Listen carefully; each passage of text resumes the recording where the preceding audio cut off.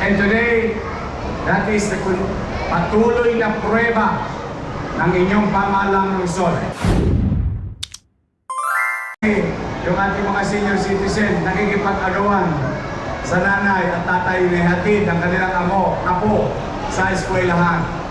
Umanatag kayo at patuloy at walang tigil tayong mamumuhunan sa isang polisiya programa ng inyong lungsod patungkol sa MBN, Minimum Basic Needs: housing, education, healthcare, and jobs.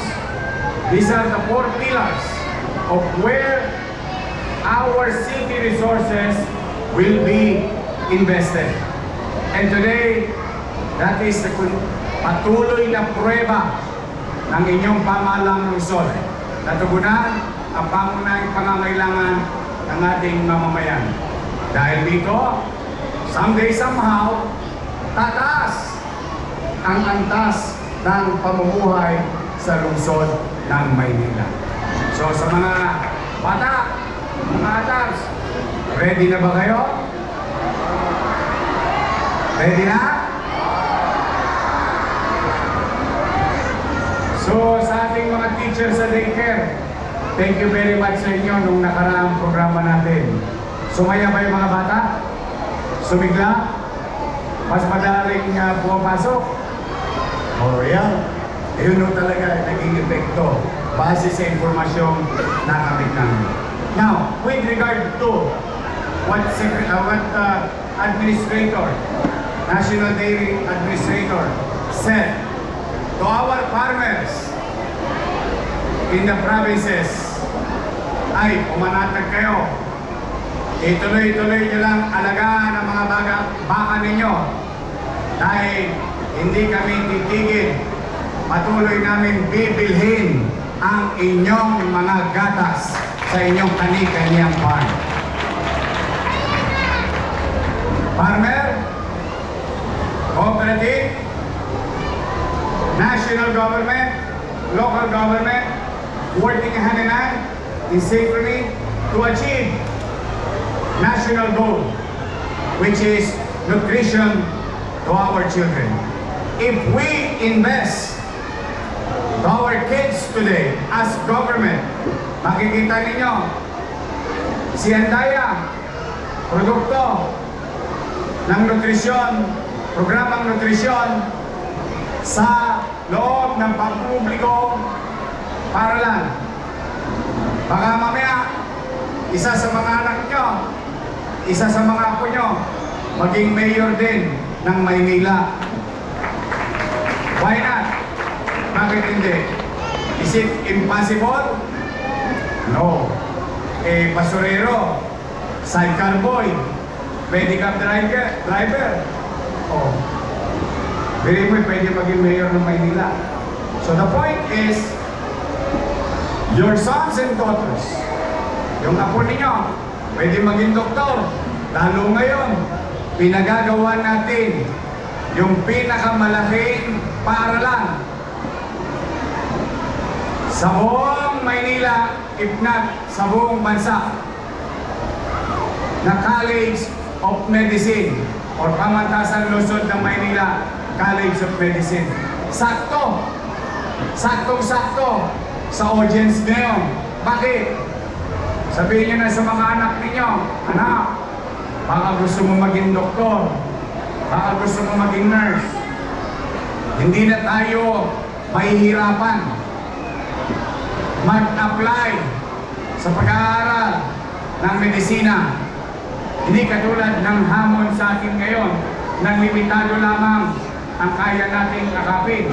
Pero sa paggawa ng bagong College of Medicine, pagtuloy sa nutrisyon at pinatitibay ang pundasyon ng mga mag-aaral nating bata habang sila'y maliliit pa, pagdating ng araw, posible ang lahat ng kanilang pangarap na maging doktor, nurse, or lab technician, and so on and so forth, sapagkat by the time from 300 students that we acquire every year for College of Medicine, it can now be 5,000 Manileños ang pwedeng maproduce na medical professionals sa ating lungsod.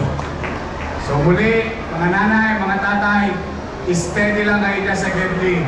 Kaming bahala dyan sa mga anaks ninyo, mga atabs natin. Pilitin namin maitawid, puhunanan ang kanilang kalusugan sa loob ng paaralan, sa loob ng health center.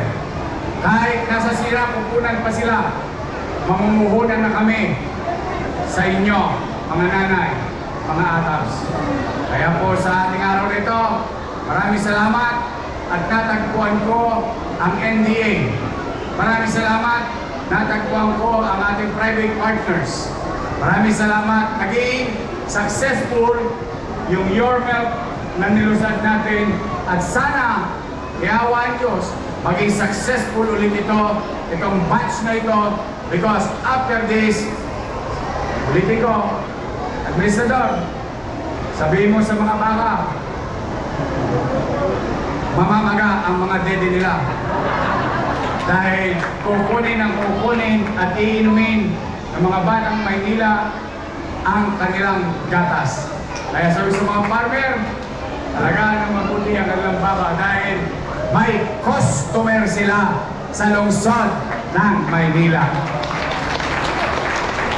Sa mga teacher ko, sa elementary at daycare, kinder, okay, good luck. Sana maranasan nyo din ang naranasang buti ng ating mga daycare teacher. Sa sigla, partisipasyon, pagganda ng kalusugan ng inyong mga mag-aaral. So muli, bilang panghuli, mga batang Sampaloc, nasa 9th floor na yung magsaysay. Malapit na. We are on track of our commitment. Ang sinabi ko sa inyo, tatapusin ko. So far, we are on track. It's just an update because nababagay, nandito si Ma'am Gayola, nandito mga batang Sampaloc, at mga mag-aaral din, one way or another, ng Magsaysay High School. We are on track of our commitment to deliver para sa mga batang Sampaloc sa ating Magsaysay High School. Yun po ang update. So mag-iingat kayo, mga lolo't lola ko. Ilang linggo na lang. Lolo't lola ko, I love you.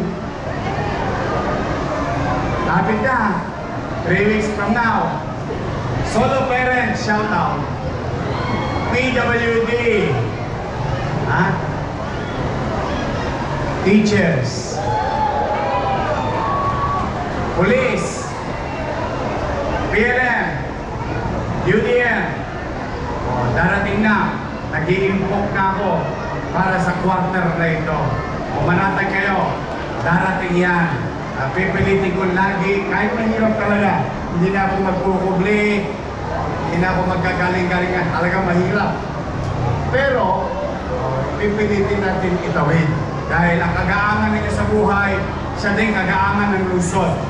Ang tagumpay ng mamamayan ay tagumpay din ng lungsod. So magkikita-kita tayo ngayong 3rd week of July sa ating mga minamahal na beneficiaryo. For now, mga bata, mag-aral kayong mabuti, ha? Sino gusto maging doktor? Mga bata, taas ang kamay.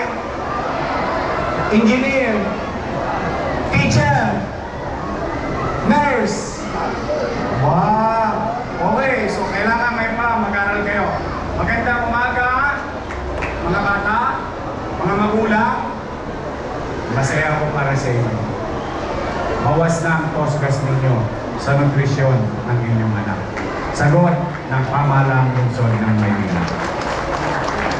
Muli po, maraming salamat sa pagkakataon at pagpalain gawa kayo ng buong may kapal. Manila! kayo. Marami